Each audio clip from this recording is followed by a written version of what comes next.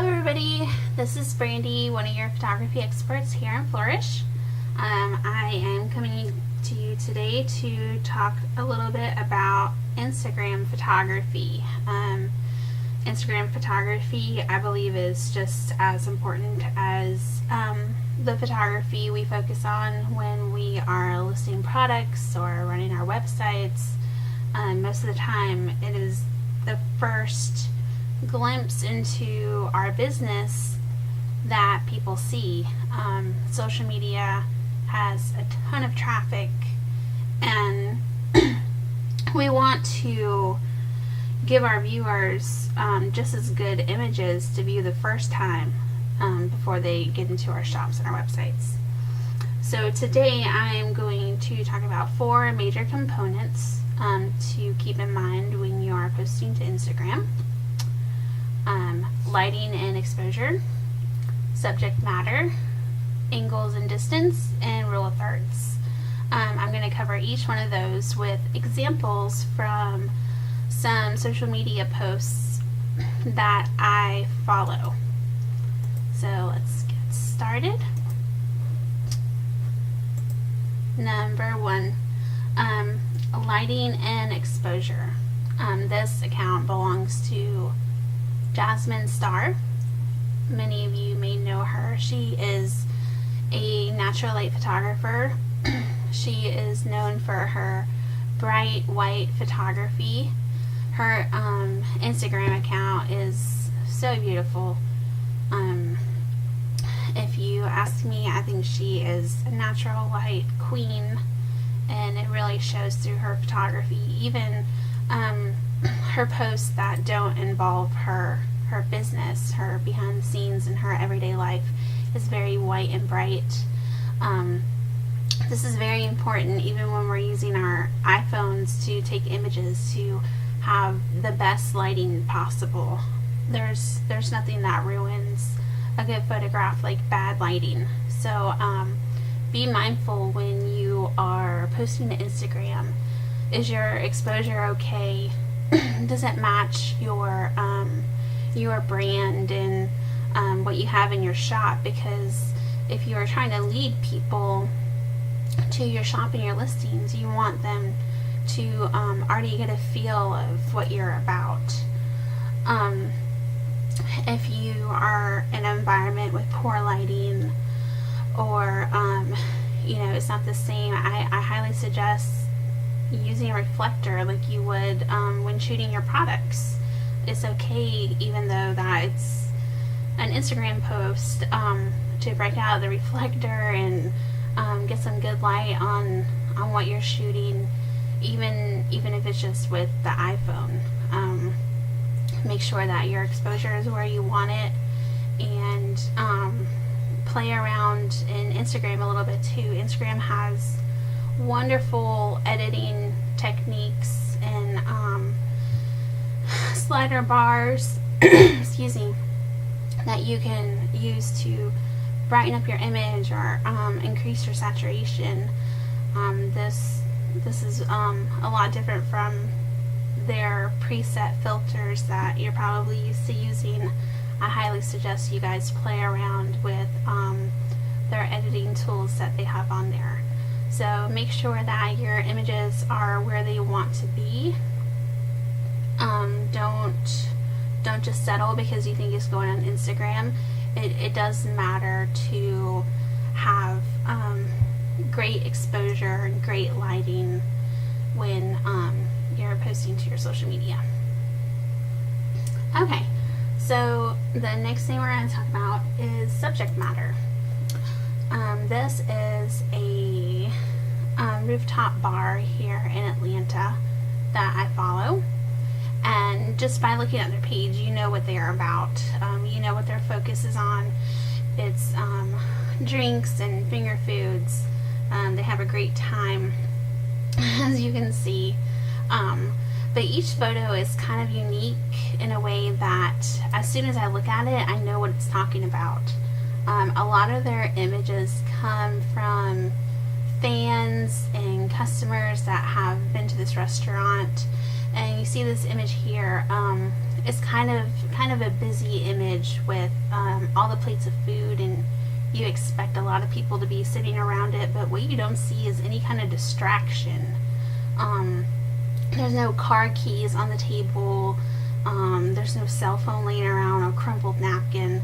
You don't want any kind of distraction in your photographs, just like you don't when you're posting for your listings or your products. A big thing that I hate to see in social media posts is electronic cords. That's such an eyesore. It draws my eye right to that problem, and it's just a distraction. So keep the focus on what you are trying to convey with your posts.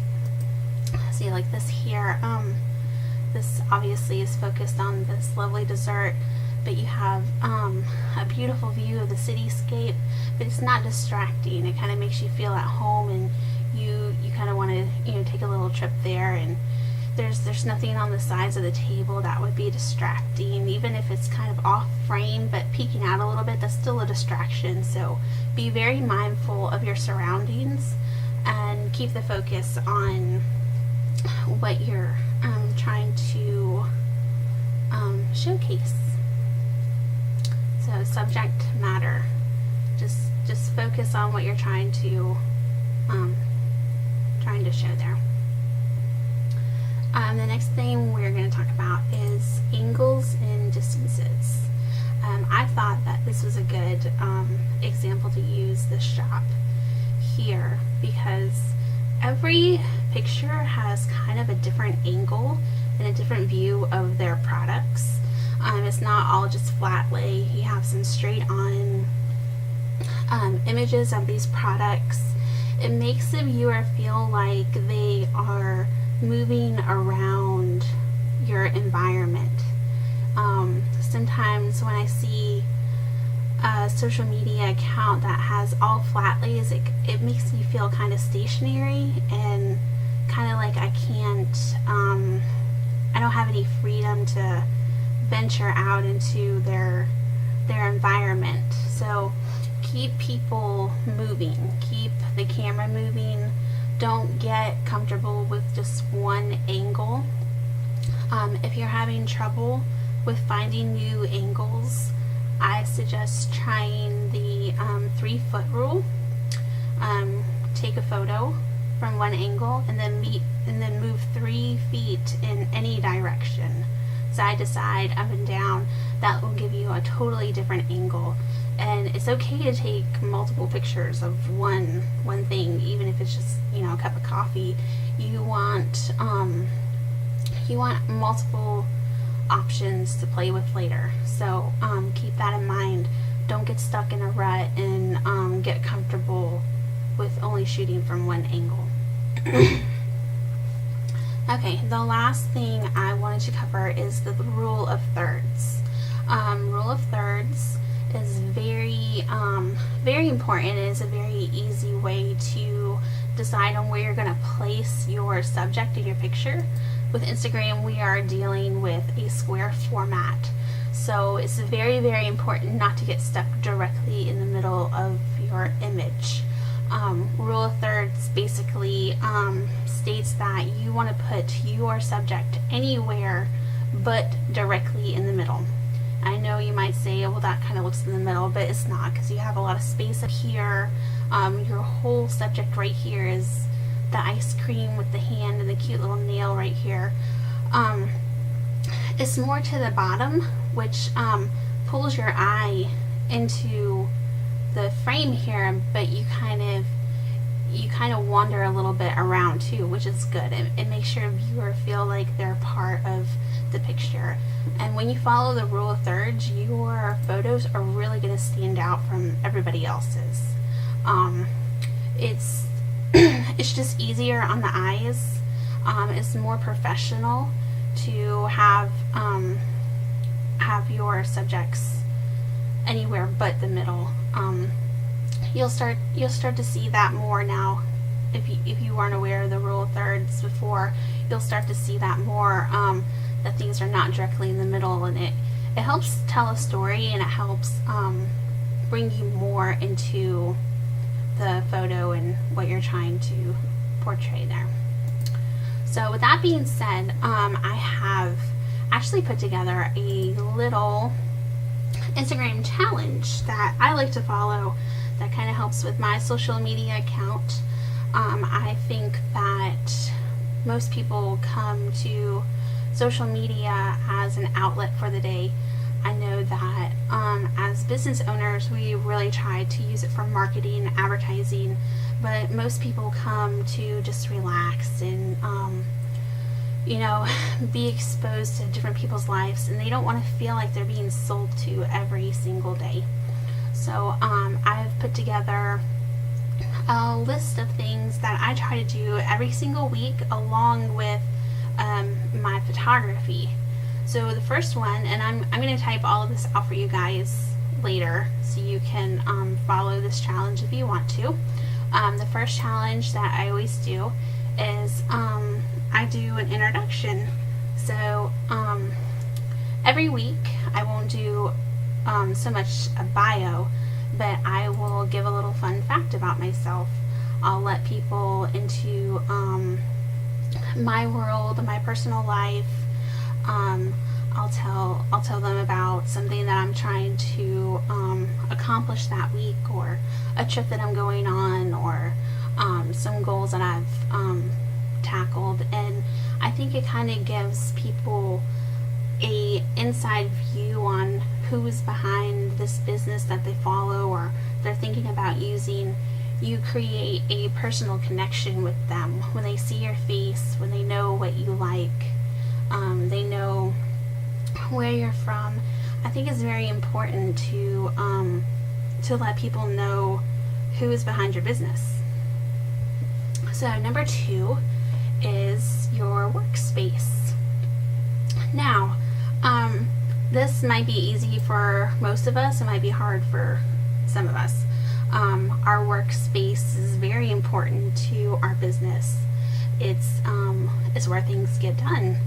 And people like to see that behind the scenes look. They like to see if you have a messy desk. I mean, naturally people are curious and they want to know who they're dealing with, if you guys have similarities. They want to know, most of the time, with photographers, they want to know what kind of camera you're using, what kind of lenses you're using. It's good to give them like a little behind the scenes look and show your workspace, show your computer, or your table where you do all your crafts, show your wall where you hang all your supplies. People really like to see that. Okay, so the next one, challenge number 3. Let me find a good one here. And it's always fun for me because I call it, what is inside your bag? Now, throughout the day, men and women are going to pick up some sort of bag during the day, whether it's your camera bag, your purse, a diaper bag even. Sometimes we have to run and go get fast food. That's still a bag. People like to see what's in your bag. This picture here is my camera bag and some of the lenses I was taking with me that day. I have my teak shoes that I like to stuff in my camera bag. People are curious, like I said before, and they're going to relate to you. Maybe you are taking a break from working that day and you're going to the grocery store. Let people see what is in your grocery bag. They're going to relate to you. They're going to say, hey, that's a normal person too. We shop at the same store. You want to make that connection with them. You want to start to build a relationship. That's what social media is best for, building those relationships. So what's in your bag? Okay, number 4 is probably the most common used subject on social media, and that is food. Everyone can relate to food. I am a foodie. I love food. I love cooking. I think the diets that I follow and the food choices that I choose make a strong connection with my target market. I'm kind of a healthy eater, so I feel like I connect with my target market, and people love to see what you're eating. Sometimes I'll share a recipe that I'm making for the weekend, or just a simple snapshot of my lunch. People love it. I don't know why, but they just do. So share your food and give your viewers a little peek into your meals. It's always fun. So number 5 is represent your business. This is something that people are going to remember you for, something that's going to stand out aside from other businesses. Mine is obviously my bare feet. My business name is Bare Feet Imagery. I post a lot of pictures of my bare feet. I know it's kind of silly, but people expect it. They like it. They know it's me when they see my roll of film tattoo there on my foot, and they see my bare feet. I like to post pictures with my bare feet kind of peeking out from the sides sometimes, and I know that triggers a little memory in their head that says, oh yeah, that's the Bare Feet Imagery, that's, barefoot photographer. Maybe your trademark is your messy bun. Post pictures of your messy bun while you're working. You can be the messy bun mama, or maybe you change your nail polish a lot. Post that. People are going to remember those little things that they can relate to, and when they see it through their feed, they're going to know that's you, and they're going to make a connection. Okay, so the 6th thing is relax. I know we work hard, we have busy lives, but we do need to let people know that we do have personal lives. We do relax sometimes. I love to read, and usually I will post what kind of material that I'm reading that day. I will ask people if they've read it, if they have opinions on it. I'll try to engage my audience. I love music, and I love listening to records. I post a lot of stuff about music and who I'm listening to, or the concerts that I'm going to. It's all about making a connection and giving people a little peek into your personal life. People on social media love to talk about and love to engage with TV shows. If you let people know that you're excited for Grey's Anatomy coming on, and then they feel like they know that you're watching Grey's Anatomy and so are they, and you're making this connection with them, and again, it's all about making a connection and building a relationship. So you want to I'm gonna say you want to really be yourself, but at the same time you want to show those little gems that you have hidden to other people, and see if you can make that connection. Okay. And lastly, number 7 is behind the scenes. We all love behind the scenes. We want to see how things are made, how things are created, what goes into our products and our businesses. People love to see work in motion. They want to feel like they know your business and they know how things work. I think it's very important to show a behind the scenes post every now and then to let people know that you're still a human, and what is being created isn't automatically appearing in thin air. I know that sounds funny, but some people they have that mentality, and they really want to connect with you. They want to know how things are made and who's doing it. So I hope that helps. If I have any more advice for you, it would be to maybe stop focusing on how many followers you have and start focusing on the love and connection you're making with the ones you do have. If you start making those relationships, I really think that your businesses will grow through social media. Follow those 4 components. Remember that just because it's on social media doesn't mean that we can take a crummy picture and post it up there with with no thought at all. It's still our business, and it's still what represents us and what pulls people in.